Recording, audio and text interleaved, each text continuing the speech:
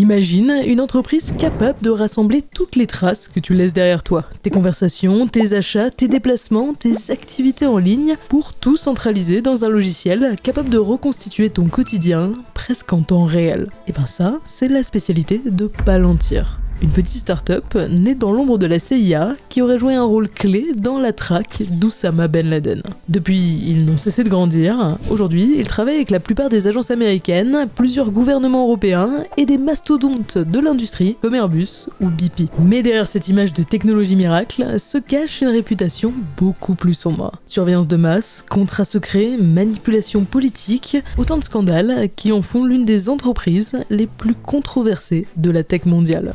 Mais avant de vous en révéler plus, il faut qu'on vous parle de quelque chose. Une autre entreprise bien connue, Oli.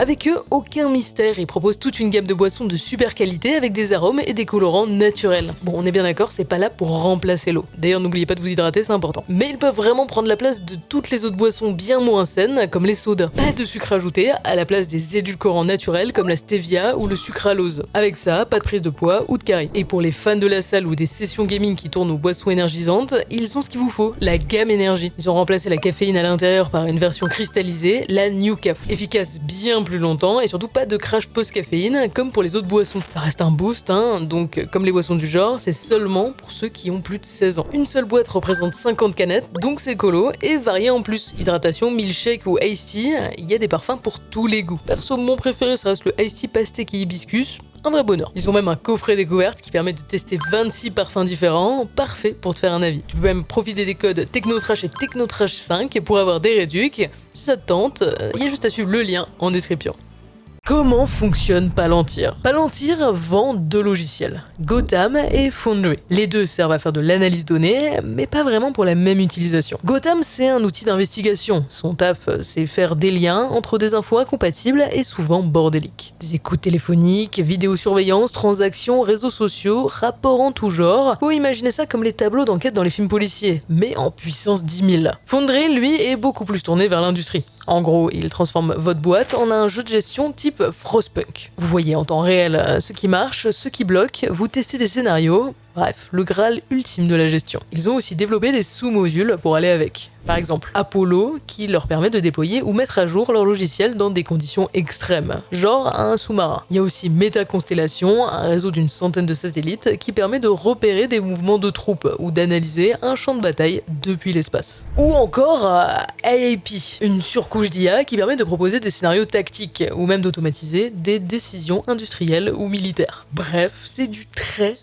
lourd. Mais pour pouvoir taffer avec eux, faut être prêt à s'aligner niveau thune. On n'a pas forcément d'infos sur les prix et c'est extrêmement variable en fonction du contrat et de la taille du client. Mais en gros, pour des organisations comme le FBI, faut imaginer des dizaines de millions à l'installation et quelques millions par an de frais de licence. Ouais, ça coûte un bras, mais le pire, c'est que même avec ce genre de tarifs, ça reste limite. Pour chaque nouvelle intégration, des équipes de Palantir travaillent des mois pour s'occuper du client. Chez Airbus, c'est plus de 100 ingénieurs surqualifiés qui ont été mobilisés pour mettre le service en place. Imagine l'équivalent de 10 équipes de foot débarquer chez toi pendant des mois juste pour setup un logiciel. C'est lunaire. Par contre, une fois qu'un client est amorti et bien intégré, il devient une véritable poule aux œufs d'or. On pourrait trouver ça risqué de tout miser sur des partenariats long terme, mais en réalité, se détacher de Palantir est un enfer. Et ça, c'est pas à cause de contrats véreux, mais une fois cotés chez eux, ils gèrent toute ta data. Tes cadres et ingénieurs travaillent comme les équipes de Palantir leur ont appris. Toute la chaîne de production, tes process, l'entièreté de la gestion de ta boîte repose sur leur logiciel. S'en séparer représenterait un effort de reconstruction et des pertes à court terme complètement démesurées. Et en plus, ils sont bons. Chez Airbus, ils auraient permis d'augmenter de 33% la vitesse de production d'un A350. On parle d'une estimation de milliards de dollars économisés en quelques années. Alors c'est clair, au début c'était galère. Lancé en 2003, Palantir n'a pas publié un seul trimestre dans le vert avant 2023. 20 ans de pertes sans faillite, c'est du quasi jamais vu. Mais aujourd'hui, c'est un mastodonte. 3 milliards de chiffre d'affaires en 2025, en croissance de plus de 25% par an, 16% de marge nette, leader du secteur. En plus de tout ça, ils sont particulièrement gâtés par les marchés. Évalués à 335 milliards de dollars en juillet 2025, c'est 600 fois leur bénéfice annuel. Même pour une start-up ultra prometteuse, ça semble complètement injustifiable. En tout cas, on peut dire que les investisseurs sont pas frileux des controverses. Parce que Palantir, eux, c'est leur spécialité. Et ça a commencé dès le premier client commercial, JP Morgan. Leur taf à la base, c'était d'éviter les fraudes et de s'assurer que ça soit pas trop le bordel dans la boîte. Parce qu'à ce moment-là, on était à peine sorti de la crise de 2008 et les acteurs financiers avaient quand même pris un petit coup de pression. Mais très vite, Palantir tourne à la surveillance de masse. Mail, historique de navigation, appels téléphoniques, position GPS, tout était analysé en temps réel dans le but d'identifier les employés mécontents qui pourraient devenir dangereux pour l'organisation. Mais quand la haute hiérarchie se rend compte qu'elle-même est espionnée, c'est là que ça explose. Licenciement du chef de la sécurité, abandon du service, et l'image de Palantir est entachée à jamais. Mais faut croire que ça leur a pas servi de leçon, parce que si vous trouvez ça choquant, vous n'êtes pas vraiment au bout de vos surprises. L'autre visage de Palantir. Le NHS, c'est le service de santé publique au Royaume-Uni. Et en 2019, c'était vraiment le bordel. Avec plus de 7000 bases de données isolées, impossible de modéliser les flux essentiels. Lits disponibles, transferts, matériel, il y avait même des PC de gros hôpitaux qui tournaient encore sur Windows XP. Alors, autant dire que quand le Covid est arrivé, c'était la catastrophe. Dans la désorganisation la plus totale, ils ont envoyé en masse des personnes âgées en EHPAD, sans être correctement testées ni traitées. Ça aurait causé plus de 20 000 décès, spécifiquement sur ce segment de la population. Une véritable hécatombe qui a fait du Royaume-Uni le pays le plus touché d'Europe. Alors dans l'urgence, le NHS va signer un contrat avec Palantir, mais dans des conditions très particulières. Habituellement, en démocratie, quand un État passe un accord avec une entreprise privée, il doit faire un appel d'offres. C'est un truc qui permet l'ouverture de la concurrence, les audits publics, la transparence du contrat, bref, éviter le favoritisme et permettre à la population d'être à peu près au courant de ce qui se passe. Tout l'inverse de ce qui a été fait avec Palantir. En un coup de signature, l'ensemble des données de santé des Britanniques ont été mises entre les mains d'une entreprise américaine cofinancée par la CIA. Tout ça pour $1 symbolique. Une offre bien profitable, puisqu'aujourd'hui, le NHS dépense plus de 60 millions par an pour entretenir le service. Et en dehors de l'aspect monétaire, il y a eu pas mal de trucs bizarres. Après que plusieurs ONG aient fait pression pour avoir plus de détails sur le contrat, le gouvernement a fini par le dévoiler. Mais 417 pages sur 586 avaient été noircies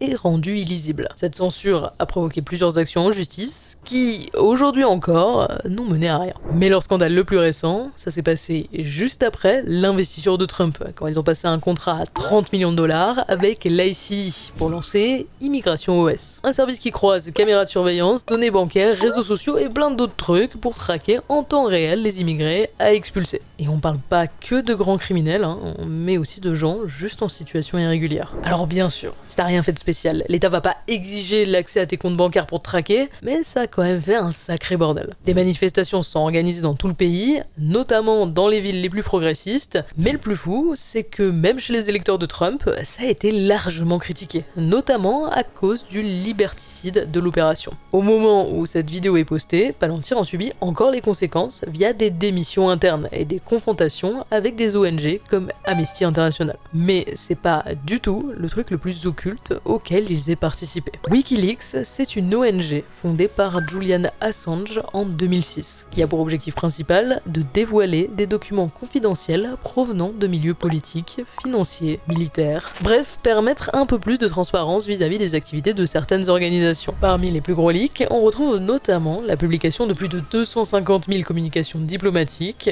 ou encore la diffusion de près de 500 000 documents sur les guerres en Irak et en Afghanistan, révélant entre autres des tortures et des bavures sur civils ou journalistes. On retrouve aussi la publication de documents sur des conditions inhumaines de détention d'individus au Guantanamo, l'espionnage de présidents français, des mails piratés du directeur de campagne d'Hillary Clinton ou encore des affaires d'évasion fiscale. Bref, ça rigole pas. Et comme vous pouvez l'imaginer, ça ne plaît pas à tout le monde. Mais le problème, c'est quand Julian Assange a annoncé qu'il avait potentiellement accès à des documents incriminant une grosse banque américaine. Et dans la finance, la réputation, c'est extrêmement important. Alors Bank of America, qui était déjà en difficulté à l'époque, a pris la menace très au sérieux. Ils ont monté une équipe composée entre autres de HB Gary, Berico Technologies et Palantir. Tout ça dans le but d'intimider et de discréditer Wikileaks. Le plan d'attaque prévoyait des sabotages, la diffusion de faux documents, des attaques informatiques et bien plus encore. Ce complot a été révélé lorsqu'Anonymous a dérobé des dizaines de milliers d'emails internes et les a publiés en ligne. HB Gary a subi un grave revers. Son site web piraté, les comptes personnels du PDG compromis et il a finalement démissionné. Palantir a publiquement coupé les liens avec eux et s'en sont sortis sans plus de problèmes que ça. En partie grâce au fait que leur implication soit moins explicite que les autres membres et qu'ils ont retourné leur veste assez vite. Au final, il n'y a jamais eu de grosses révélations publiées sur Bank of America. Alors est-ce qu'ils ont réussi à compromettre les données ou à dissuader Wikileaks d'aller trop loin, ou est-ce qu'ils se sont juste monté la tête alors qu'il n'y avait rien sur eux en particulier? Ça, on le saura probablement jamais. Mais une chose est sûre, c'est que tu sois le NHS, la DGSI, Airbus, la CIA ou la plus grande banque d'Amérique, quand t'as un problème, t'appelles Palantir. Et clairement, l'éthique, ça a pas l'air d'être leur priorité. NSA, CIA, FBI, Pentagone, DHS, Palantir travaille avec plus de 30 agences américaines différentes. Ça représente environ 40% de leurs chiffres aux US. Parce qu'ils sont partout. Vous dites peut-être que pour être en tel monopole, faut dépenser pas mal en lobbying. Et vous avez raison, 500 millions de dollars par an. C'est pas mal, mais c'est pas non plus exceptionnel comparé à des grosses boîtes de l'énergie ou à l'industrie pharmaceutique. Mais Palantir, ils ont pas vraiment besoin de montagnes de fric, parce qu'ils ont une stratégie. Pour gérer leurs opérations lobbying, ils prennent pas des commerciaux ou des génies surdiplômés d'écoles de marketing, mais des gens du système. Agents de la CIA, membres du Congrès, anciens hauts fonctionnaires, bref. Des gens qui savent comment ça se passe en interne et qui ont un bon carnet de contacts. Ça, plus le fait qu'ils soient historiquement le bras armé des US dans la big data, bah ça les rend appréciés par une bonne partie des élites politiques, républicains comme démocrates. Bien sûr, tout ça est assez opaque et c'est dur de savoir ce qu'ils peuvent réellement faire ou non, mais en gros, leurs opérations lobbying serviraient essentiellement à être les premiers contactés pour des gros contrats, soutenir des projets de loi favorables, contrer des régulations défavorables et même influencer le budget de la défense. Côté européen, ils travaillent avec une dizaine de pays, dont la France, l'Allemagne, la Suisse, les Pays-Bas, et ils sont inscrits au registre de transparence. Donc on sait que leur budget lobbying en Europe en 2024 tourne entre 100 000 et 199 000 dollars. Mais ce qui est en réalité très sous-évalué, parce que ça exclut leur chouchou régional, le Royaume-Uni, qui représente à lui seul 66% du chiffre d'affaires de Palantir en Europe, fortement influencé par des grosses firmes de lobbying. Palantir peut aussi travailler avec des alliés stratégiques de l'Occident, comme le Japon, la Corée du Sud, Israël, Singapour et même l'Australie. Mais évidemment, il se ferme à toute collaboration avec des pays comme la Chine, la Russie ou l'Iran. Bref, on voit que Palantir n'est pas juste une entreprise capitaliste, mais agit véritablement comme des alliés du bloc Ouest. Tout en haut de la hiérarchie, on retrouve deux hommes, Peter Thiel, une star de la Silicon Valley, ultra-libertarien et conservateur, et Alex Karp, un philosophe autoproclamé néo-marxiste, progressiste. Oui, on dirait juste le début d'une mauvaise blague, mais malgré leur vision économique ultra opposée, il y a bien un truc qui les rapproche. L'ambition d'une suprématie occidentale. Un Occident tellement fort et effrayant qu'il dissuaderait n'importe qui de s'y frotter. D'après eux, c'est la meilleure manière de garantir une sorte de stabilité mondiale. Autant dire qu'avec des mecs comme ça à la direction, la culture d'entreprise est extrêmement particulière. Les entretiens d'embauche sont réputés impossibles à préparer, souvent philosophiques, privilégiant la curiosité intellectuelle plutôt que les compétences techniques. Une fois intégrés, plusieurs ingénieurs disent se sentir plutôt soldats que développeurs. Ils sont constamment sous pression, un préjudice apparemment compensé par le sentiment d'appartenir à une élite. Le fait de travailler en groupe de projet, sur le terrain, au cœur de situations extrêmes et de prise de décision stratégiques, les font se sentir en mission. Alex Karp a déjà déclaré « En interne, Palantir c'est un peu comme une secte, mais sans sexe et avec très peu de drogue. » Même si ça fait sourire, aujourd'hui Palantir a clairement un impact non négligeable sur le monde. Il travaille sur la guerre en Ukraine, en Palestine, en Syrie, mais aussi dans des services publics essentiels. Santé, police, renseignement, transport, aux finances. Et ils prennent de plus en plus de place dans le privé pour des labos comme Sanofi, KGA, Cardinal Health, dans la finance pour JP Morgan ou la Société Générale et dans plein de très grosses boîtes de l'industrie. Et s'ils sont cotés à 600 fois leurs bénéfices, c'est que pour le marché, ils ne sont qu'au début de leur domination. On vit dans un monde où la donnée a énormément de valeur. La comprendre encore plus et Palantir sont les meilleurs dans ce domaine. Objectivement, Palantir n'a pas de réel concurrent. Alors ils sont seuls à proposer un service que les gouvernements et grandes entreprises utilisent pour prendre des décisions majeures. Des décisions qui façonnent chaque jour un peu plus le monde de demain.